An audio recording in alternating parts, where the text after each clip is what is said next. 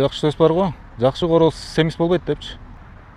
Начар короздор семиз болушат экен го, курсагы чыгып кеткен.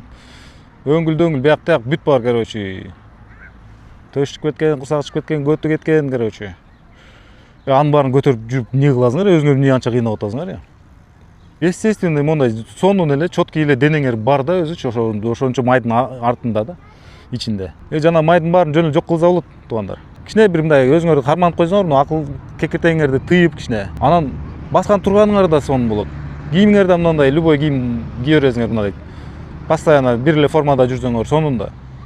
Стандарт болуш керек өзү. Эркекмин деп туруп анан курсакта монда ал ошо курсактын астындагы органдын баары кыйналып иштеп атпайбы? Ошо курсактын ичинде эмне бар? Ошонун баары через немагы иштеп атат. Анан очойто кайра артынан 3 маал тамак берип атасың да. Организм только ошо тамакты аш кылыш керек менен эле бара да. Баягы биякта оору турат, ошо ооруну аяктырыш керек деген нерсе ал откладывается. Оорулар да жыйылып атат, майлар да жыйылып атат, короче, бүт баарын жыйып алып туруп, анан инфаркт, инсульт ошо менен кете беришет. Ошо нерсе керекпи? Бул даже ошо толук кишилердин аялдарына, если нормальный ошо төшөк маселеси да чоткий болсун десең, анда аны караш керек. Анын организмин ойготуш керек.